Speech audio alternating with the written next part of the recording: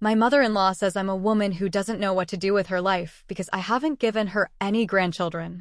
Hi, it's me again. I'm Lawyer Dear, and I was thrown out of her house immediately after I had read through a case file and discussed it casually over lunch. Do you remember me? Yes. The phone rang, didn't it? Hello, old friend. I named her Patty because she has a shrill penchant, the privilege between lawyers and clients, and because her real name is Patricia. How does it feel to have your privacy violated? Patricia, yes, my clients may not like it either. You know, I deleted my post because I really like my job and want to continue doing it, but you already know that from the last paragraph. Let's talk about recent events. The last time you heard from me, I was trying to forgive her, because before that she had always been a very good. No, that's not enough. She was a very qualified miller to me. Now she's at the top of my blacklist, followed closely by people who stick chewing gum under tables and people who don't like dogs. That's the saga of how she and I became NCs. It's a long one with many moving parts, so I may have to split it into several parts for efficiency's sake. Patty PP has a sister Al who has a daughter. Al is a nice woman, but our relationship is limited to polite conversations every other Thanksgiving, so I don't consider us close. Al and PP live in the southern state of DH, and I live in the larger coastal city-state. Sil is currently attending college in our city, and she is a very bright young woman who I'm growing to like as we are Sil's only family in the area. We are happy to have her during the holidays, like MLK. 3 weekends is nice, but as a college student, there is no need to travel far home. It is great that she can come and do the laundry, and I can find someone to talk to about my guilt, celebrity gossip. We feed her. She sometimes helps us walk the dog. I treat her to a side dish, and then send her back with clean clothes and leftovers. She is very grateful that we have opened our home to her and let her child live in. This really honors us because your children are wonderful. About 2 months ago, Sil was driving home after class when she was hit by a drunk driver. It was a terrible situation, and the car looked like a crumpled piece of paper. When I went to the towing yard to deal with the insurance, I felt like the wind had been taken out of me when I saw her car. We were very lucky that she only suffered a broken leg and broken wrist, but it could have been much worse, and to be honest, I can't even talk about the accident without falling into pure anger. Naturally, Al was in a frenzy and needed to see her daughter as soon as possible. Now, this part is unconfirmed, but it is said that Al was so distraught by the ordeal that she demanded PP come to her support. I think it's more obvious that PP offered to come along and that Al was unable to refuse her because, well, hello, her child was injured. PP, I've always suspected you. I'm not paranoid, I can see clearly now you've been playing me. I know you don't understand yet, but I'll explain in my next few posts. DH and I obviously went to the hospital first. We saw Sil to make sure she was okay. DH stayed with her. The doctor did what the doctor does, and I went to be the lawyer, because if you think you can get drunk. T-Bone is the only other person in my life who knows all the Kardashian Asian names, and if you think you can still stay in town after where, Al and PP of course want it to be my house, why not? I didn't ban PP from my home for barging into my home office, which would have gotten me disbarred, but since Sean was in the hospital, I had to follow my rules. Next is part 2. PP almost got arrested twice in part 3. This is inexcusable. Update 2. Harsh Patty almost got arrested twice, so last time we left, there was a small family gathering in the hospital. Hill DH, I and our star, Prickly Patty, suddenly arrived at the hospital, where she was juggling pillows left and right, talking to doctors, calling people who needed to be called, and when your child wakes up, meanwhile, P sat in the corner, acting very tired. I say she acted tired because she was comically doing what a tired person would do in a comical way. She yawned exaggeratedly, stretched her arms, rubbed her eyes, and looked like a French mime. She didn't say so directly, but I knew she wanted to go home with me and DH. When I saw Sil being looked after by her doting mother, I was ready to settle for peace. I was exhausted. I gave DH the signal we use at cocktail parties, meaning let's get out of here. We put on our coats. PP stopped us and said cheekily, "And what about me? And you?" PP, just once, just once. Damn it, this is none of your business. Where am I supposed to stay? Don't you live in a biscuit tree? And with brazen effrontery, then what about me, and what about you? PP, just this once, just this once, just this once. None of this is any of your business. Where am I supposed to stay? Don't you live in a biscuit tree or something? I paused, realizing that it was none of my business, and ignoring PP completely, I turned to Al and asked where she planned to stay.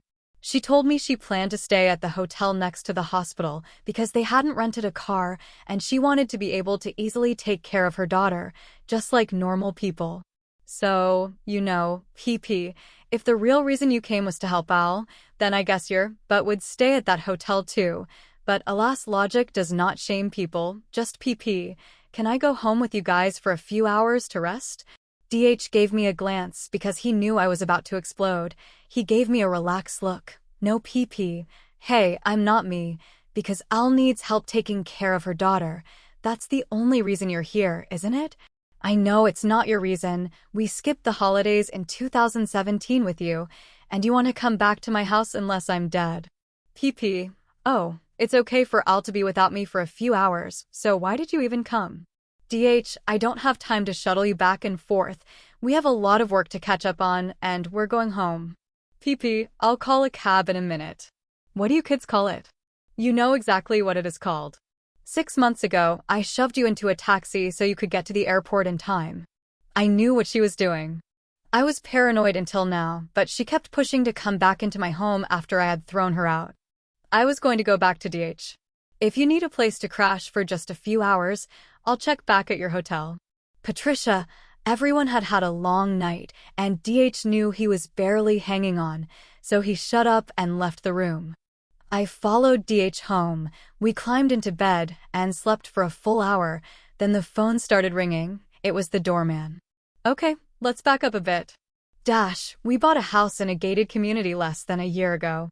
To enter the community, you either have to have a BP box on the dashboard or a community resident add your name to the gate list. You can see what happened next, right? The security guard called to tell us that a car had just dropped off a lady who yelled at him, repeating over and over that she was DH's mother and demanded to be let in, saying that she had been on the list before, so there must be some mistake.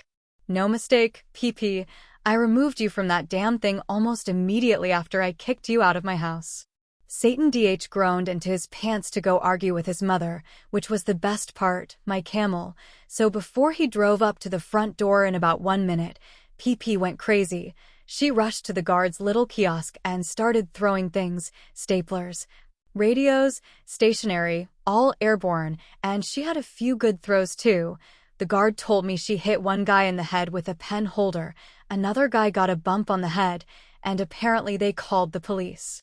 DH called me and told me to hurry over because they were going to arrest radio, stationary, all airborne, and she had some good throws too. The guard told me she hit one guy in the head with a pen holder, another guy got a bump on the head, and apparently they called the police. DH called me and told me to hurry over because they were going to arrest her. I said, oh no, she better call a lawyer. Okay, disclaimer. I love my husband very much and I didn't want to leave him alone with the police. But what was she thinking? Barging in like that?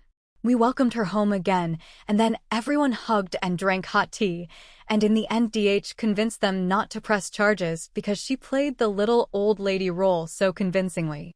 He took her back to the hotel, but this incident turned my relationship with her upside down.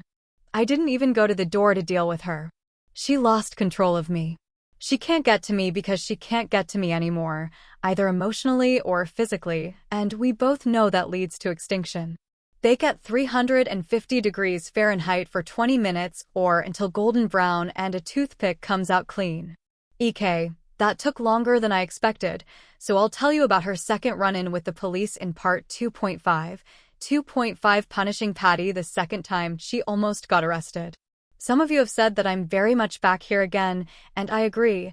I really thought that me and PP had weathered the storm and we would have been one of the lucky ones, just no accidents. I wanted to forgive her, but I needed time to heal. However, she felt that I wasn't forgiving fast enough, and for the past 6 months or so, she has been trying to re-enter our lives. At first, she asked once a month if she could come visit, then it became once a week, and then almost every day. You can't live with us, we haven't recovered from what you did. It's like a scab, if you keep picking at it, I'll never heal, so her presence in my home became my cure for the dead. I never lied to protect her feelings, I never fudged the truth, and I always told her the truth every time she asked me directly if she could come and live with us. Because of your actions, I don't trust you here, but she still insisted. So after that comical door incident, or as I like to call it, the door incident, I was left in an awkward situation. You see, I still wanted to go to the hospital to check on Sil and make sure I'll had all the tools she needed for her morning exercises, but I definitely didn't want to interact with Pages. Alas, I went anyway, because I love more than I hate. After all the excitement had died down, P needed a rest, so I sent her back to the hotel while I stayed with S. I brought her her favorite junk food and some fashion magazines. We got busy talking about the boy she had been dating recently and whether he liked her or whether she liked him. I wish I could be young again. During Walter's pee, she made the worst face, which really chilled the room, to be honest. I don't know how to describe this face exactly, but imagine if you'd been in the salon all day, spent a lot of money on the stylist and the hairdresser, and then you came home and said to your husband, "I prefer the old haircut." Yes, that expression is the kind of disdain that can only be seen on a woman's face. Hey, you know this isn't my problem, we're all here for the sand. I just want to change the subject and ease the tension. If we don't take care of a college student with a broken leg, we could start World War III. Hello, Patricia. I don't know why, but I can't help laughing at her stiffness. Dash, we're no longer friends. PP, what are you doing here? We're just hanging out. PP, where's mom? PP, Elle went to Target to buy nuts, and she packed so fast she forgot a few things. Seriously, do we call this carpooling now? If I didn't hate her so much, I'd find this adorable. Oh, I'm going to call her. Maybe she can pick up some personal items and my favorite snacks. Sil is distracted by the phone call to her mother, so PP is now staring at me intently. PP, I don't know what I did to make you treat me this way, and I mean that seriously, because it wasn't long before this happened that you barged into my office and invaded the privacy of my client. That's what you did. Don't you really remember? I can't believe it! Vice President, are you still mad about that? I said I was sorry. Yes, it was a big deal. Pat Trush, you can keep apologizing until your face turns blue. I'm not going to forget this happened. You really could have messed things up with DH. Well, you can't keep shutting me out of your life. I'm DH's mother, and I have a right to go to his house. He only owns half of it. Pat Trush wants to know which half you want to go into, the left or the right. Oh, I can pronounce her name with different syllables. That's an interesting game I play with the vice president. I would never talk to my mill like that. Me, you don't have a mill. So, it's like the top half or the bottom half. We can divide the house into 4 parts. You can live in 2 quadrants at a time. Or Sil hangs up on her mother. Click. PP Sil, I've come to bring you dinner. She hands over a bag of McDonald's S. Oh, no thanks, I'm a bit full. The things your mother-in-law brought you can go in there.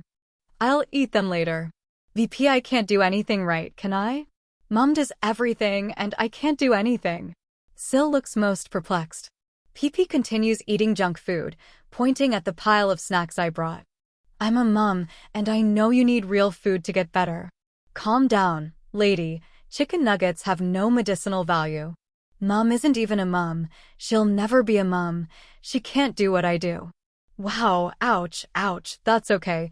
This incident has now become another incident. I'm a little heartbroken. I mean, she was scared because she got yelled at for not eating McDonald's. I felt bad because I knew Pei's anger was directed at me, so I got up and left because I didn't want her to carry my burden. I packed my things. SBLPP threw a large mug full of McDonald's Coke at me. Okay, first of all, this purse is Yves Saint Laurent, so you've wet the leather and you're basically dead to me. And secondly, you were so loud just now that the nurse poked her head out. You attacked me with your refreshing drink and called the security guard. Hill yelled at PP, and when the security guard came in, Hill asked them to let her go. I was ready to go because I needed to mourn the collateral damage of the war, namely my expensive handbag, when she lunged at me, not to hit me but to get closer to me, pointing at my face and yelling a few more times. However, the security guard didn't interpret it that way and held her back so hard that she fell on her ass. She was told that if she didn't leave immediately, they would call the police.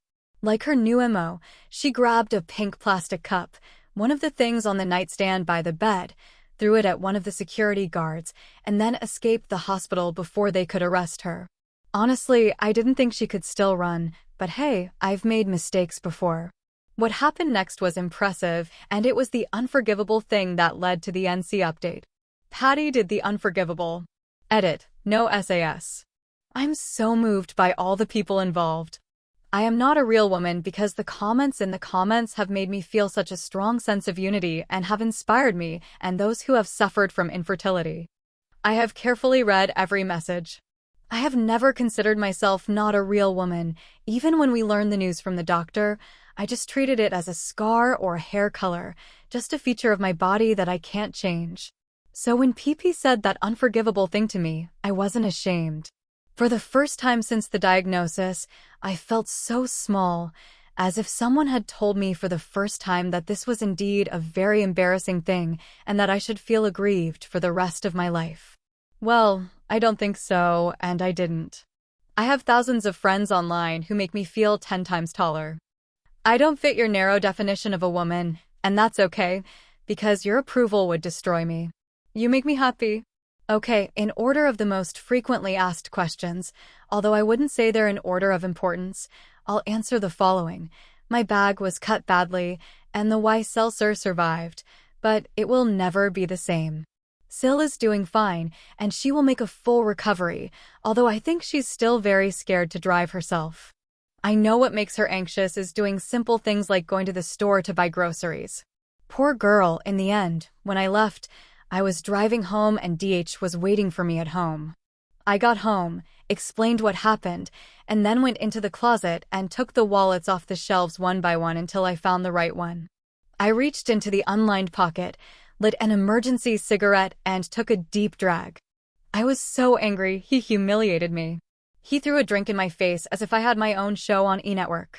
If I did, when would the check come and I'd have to go change bags? DH came in, held me down for a while, we talked. I was wondering why she was acting so agitated. It was very, very aggressive compared to her usual behavior. She's usually just really annoying. The physical escalation made me very worried. I started to think maybe it was a brain tumor.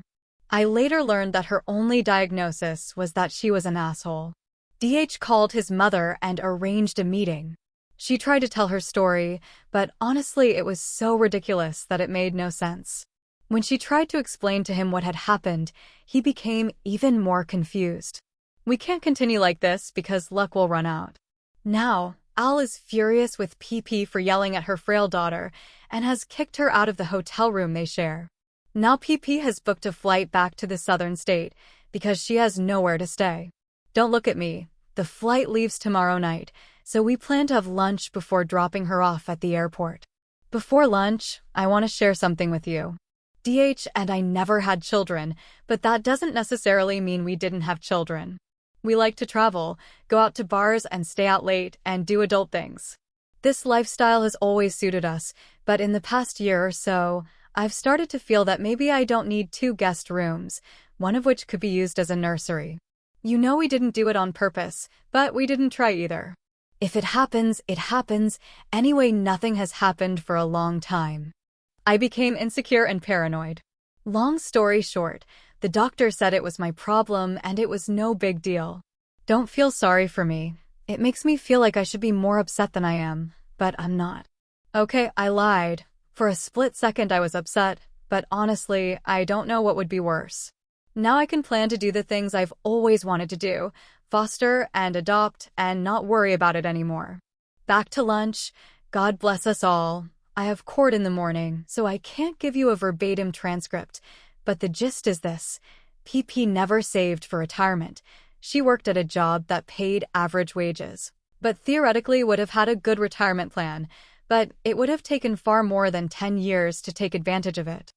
I think she just planned to work until she died, but then DH finished school, got an enviable career, married a working wife, and now we're very rich and of course want to raise PP as our own. JK is not the end. Not the end. Not the end. We haven't even started. This delusional crumb thought that when we were ready to have kids, she would move in with us to take care of them. It was her retirement plan. So now that we know we won't be having any biological children, and the adoption option would probably result in us adopting older kids who don't need full-time nanny help, she has lost the retirement plan in her mind. I was going to beg her to come back to my house because a newborn is too much for me to handle alone, and she was just waiting for me to give up. I was going to complain about her. I think she really, when DH told her we weren't going to have kids, she must have been so angry that it made her even more convinced that she would never be allowed back in the house, at least not through a nanny job. She became desperate to get into my house because she saw it as her place to spend her twilight years, just like I wouldn't even let you watch a Twilight movie in my house. Just leave with that stupid idea, okay? By the way, she is also in her early 50s and in very good health. I just saw you run past 2 hospital security guards like Bolt, so I don't think it's the right time for you to retire. You still have a few tax years left. I was a bit shocked at lunch, so I didn't say much. DH was panicked because he knows it's up to him to resolve this for her, but we both agreed that it's absolutely not going to happen. It's amazing how long you can get away with just communicating with someone with a single glance. DH told her flatly, "Mom, you can't live with us. We like our lives the way they are, and we don't think it's a good idea to share our lives." Then, just like on cue, she started to cry loudly, choking, "Haha. Dude, don't ruin my sandwich with your crocodile tears. It has 3 slices of bread, so it's a celebration sandwich. I won't let you ruin my day with 3 slices of sandwich." Then she said the unforgivable words, "If your wife were a real woman, I wouldn't have to end up on the street in my old age. Okay, I need a 4th slice of bread. You've turned my happy sandwich into a sad sandwich." Ouch! I'm a real woman. Your words really hurt my feelings. I don't know why, but usually when she talks, I usually ignore what she says, but this time she's gone too far. You can't violate the Geneva Convention without retaliation. I continued eating my little triangles. Why do they always cut sandwiches into little triangles? I wanted to respond to the terrible things she just said, but I knew I had to prepare myself first before I could fight back. But the blow had left me a little weak, so I was thinking about how to respond, because I could feel the tears welling up in my eyes and I knew that the next time I blinked I would suddenly burst into tears. I was wearing my coat, and now my arm was jerked, and now DH was throwing the cash onto the table. My triangles. I hadn't finished yet, and now I was in the car, and we never responded, and I didn't even get to say anything in my defense. He closed my passenger side door, and I cried more than I can remember in a long time. I knew it was over. I cried because I was relieved.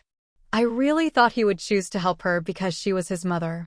I thought if I wanted to be with him, I would have to help her retire one day. But she did something unforgivable, and now we are both free. Yay! See. She arrived at the airport. TBH probably brought a fool. I never thought about that before. I started typing. When I got home, I told him that she could do nothing, that I told the doorman to call the police immediately if she showed up again, without even informing me, that she needed to have her own phone plan, that I would no longer participate in any trips to the South, that the money we gave her would stop, that he could give her whatever he wanted from his budget, but that I would not give her any of my own money.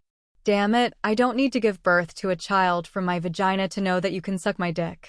Patrick or no contact, full stop. I don't have any more updates for you. That was a few months ago. She isn't even mentioned in my house. DH doesn't talk about her, even though I'm sure she's been begging him for more money. Unless I'm feeding a camel, we're just focusing on getting foster parent approval. I hope my kids grow up to marry lawyers so I can relive this saga from another perspective. I've been practicing my darts with fountain drinks. This user has posted a whole saga. Here are some other stories posted by this user. Update 4. Pierced Patty and my engagement ring. Some of you have asked for some Baker stories about Patty's piercing, also known as Patria.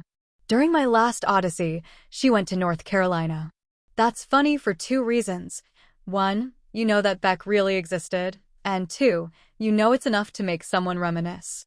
Someone recently posted about class rings here, which reminded me of my engagement ring pissing contest with Patty. It wasn't a big meal, but that's okay because it's bikini season, and all we needed was a light meal and a chilled glass of sangria.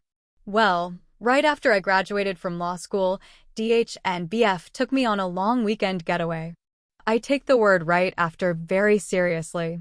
I basically walked through the ceremony, took a few pictures with my family, we had dinner at a local restaurant, drank champagne, and then I set off on my trip, still wearing the most expensive thing I own, my graduation gown. Oh, and student loans mean we can't go too far because I need to start preparing, so I can only spare the weekend to celebrate. DH drives us to a quiet coastal town, and we stay in a bed and breakfast with seashell soap, where we sleep in all weekend and let the warm sunshine wake us up.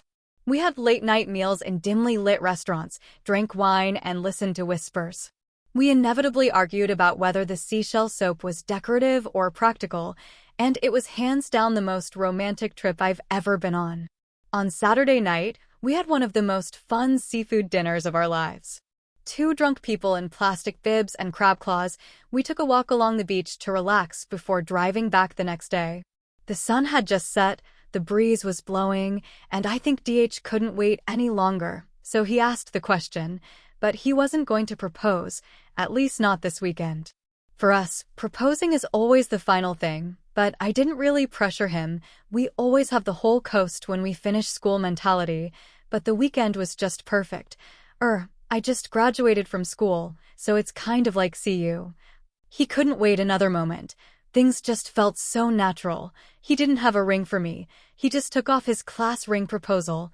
I was so happy, and you're not because I'm about to marry my true love, but because DH ordered the class ring a few sizes smaller and wore it on his pinky, and I always felt like I made him look like a 1970s pimp, haha. He gave me the ring to solve the problem of fashionable camouflage, and the added bonus was that I was engaged.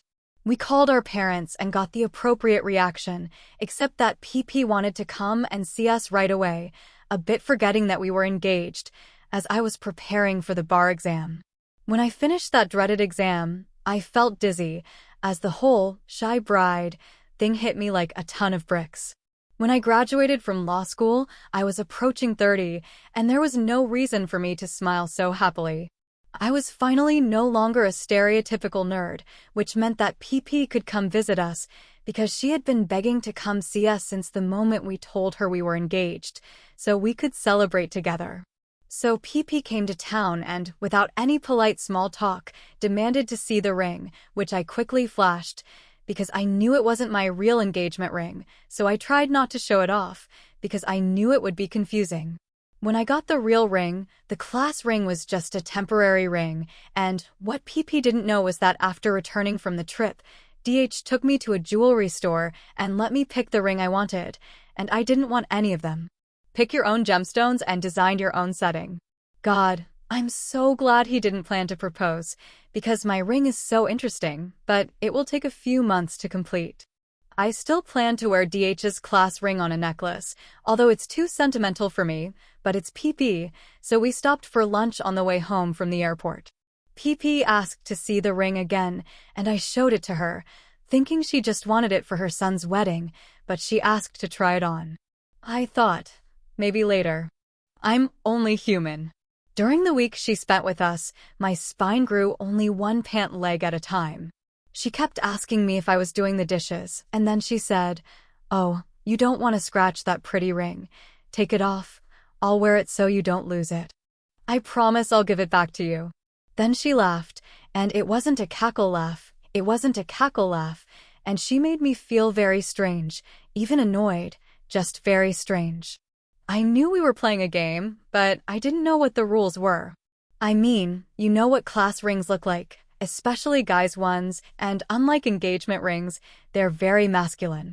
The band and base are usually engraved or stamped with the year of graduation, and the set stones are usually dark semi-precious stones. The ring looked cool, but it wasn't the kind of ring I'd want to wear when I got married, so the only explanation I could think of was that she wanted to wear it because it came from her son. Why? And why were you engaged to your son? Pepe, I'm so sick of this. So all week I had to protect it like it was my engagement ring, like it was my ex-girlfriend. To be honest, I didn't even take it off when I slept, because I wasn't sure if she would sneak into our bedroom and put it on to spite me. I know it sounds paranoid, but Pepe still insisted on trying on the class ring. I felt like I was in Guantanamo. She kept asking me, but everyone knows if you play the dash game, you end up with the prize. During the last few days of her stay in the hotel, my mother-in-law's jeweler called, and my ring was finally ready. Yay! I'd gone crazy waiting. We told Pepe we needed to run out and do a quick errand, and we'd be right back, and we'd check Netflix on the way. I left the ring on the nightstand on purpose. I knew we were just going into shark-infested waters. We picked up the ring, and it was perfect. A 1.5-carat oval diamond set in a double band of rose gold with 2 smaller diamonds in the center, mine and his on the inside. The ring really did belong to me and no one else because I had designed it myself and hidden the secret of the little birthstone. We returned home and Pepe was watching TV on the sofa. She turned around and waved hello to us. I'm entering my own home. Why are you waving at me? Yes, to get attention. You're wearing a wedding ring. Knowing we were going to get my engagement ring, she didn't even know we made another one, because DH didn't want to talk about these things with his mother, so I was upset all week, so I just walked over and grabbed her ring-wearing hand, and took a second sip with my right hand, and then looked at the ring with a funny expression. You ladies know the situation when your friend shows you her new ring that she is proudly flaunting. She thought I was already under her spell and was making eye contact with me, wondering what I was going to do next.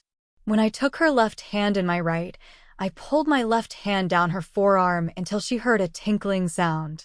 It was the sound of metal clashing against metal. She looked down and I was wearing a brand new diamond ring, bought by her son and just delivered from the jewelers. So the thing was highly reflective, and Mother hadn't had a chance to shove any cheese powder into the gaps yet. Baby, her eyes widened, and in that moment she knew I was the enemy to fear. I smiled and said, "The ring looks beautiful on your hand. Why don't you keep it? It's not worth much anyway." Oh, what will DH do? Will he be angry with me for giving his mother a free ring? I smell like roses when I come out. Thanks. Goodbye, Pages. By the way, she left the ring on my dressing table when she left. Actually, it wasn't about the ring. I had proposed to her son, and she wanted to assert her dominance in her son's life. She didn't realize that I had watched Mean Girls 17 times and could easily outsmart her. I still sometimes wear the graduation ring on a necklace, but I won't give it back to DH because when he puts it on his little finger, he does a fake Italian accent and imitates the gangster style from The Godfather. Imitating the gangster style from The Godfather. The witch flew back to the southern states on her broom. Update: I wore the 5-hole patty on my wedding day, so this story is a bit retro, and I didn't really realize it until I started lurking here.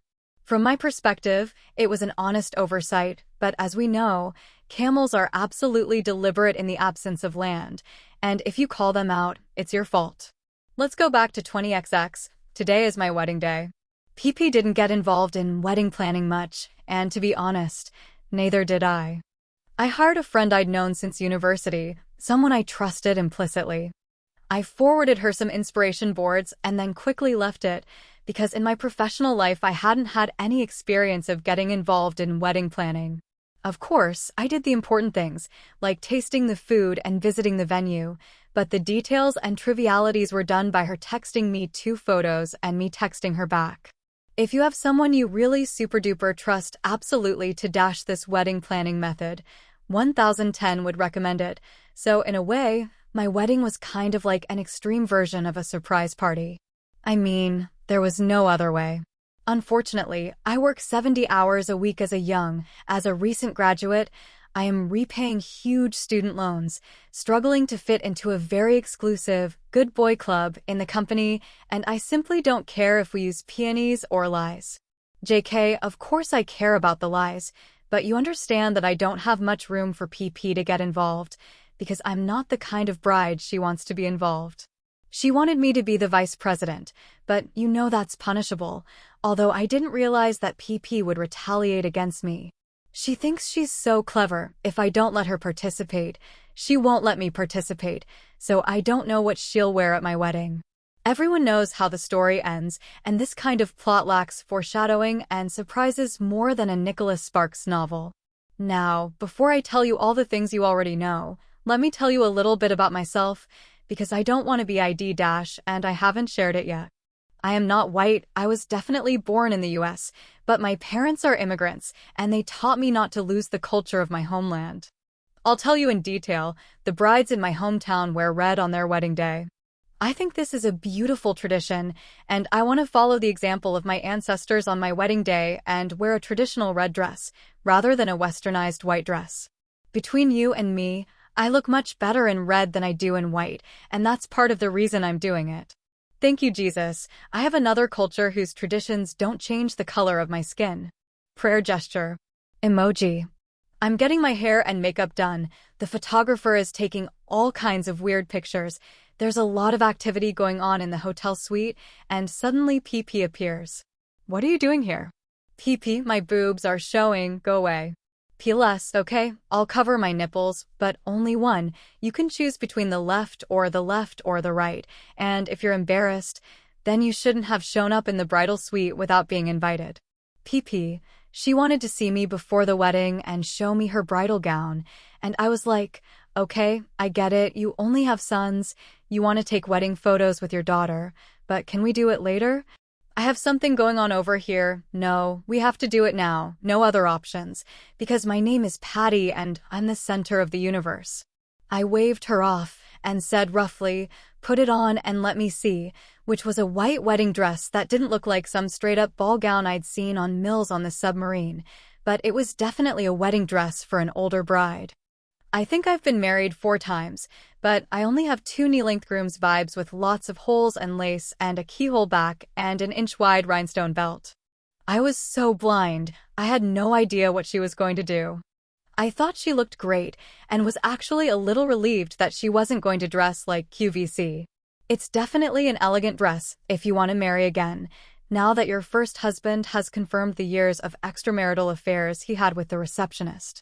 I smiled at P and said, P told her she looked stunning and asked if she wanted to see me in the dress. I thought we were bonding. Poor, naive Pa's mother said yes, so I took her into another room and she helped me into the dress. We emerged triumphant. I felt like a new woman, never more beautiful. Everyone in the room was in tears, but the photographer sent me a few pictures showing PP stepping in dog poo in her new Manola Black's dress. I mean, her face was so ugly, I had to blur the background of some of the pictures and cut her out of a few altogether. PP had no idea I was planning to wear a traditional style gown. She didn't even think wedding dresses could be any color other than white, and yes, they can. She was so self-centered trying to steal but since she wouldn't Google my hometown.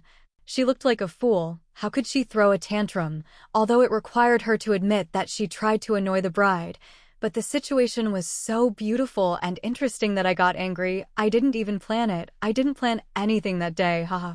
The Easter egg in Homeland is that people wear white to funerals. My grandmother, God rest her soul. She didn't speak English very well, because my grandmother really liked to learn about American traditions, and she felt that other people would like her traditions too, so she just wanted to chat with her new in-laws and tell them about our culture. What my grandmother wanted to say was that in my country, you wear white to funerals. But out of her cute little mouth came, you're dead. When I heard this story from my cousin, I laughed out loud, honestly, and sometimes I still can't stop laughing when I think about it. This is how P tried to sabotage my wedding without success, and if I complain, I'll look like a psychopath trying to sabotage the wedding.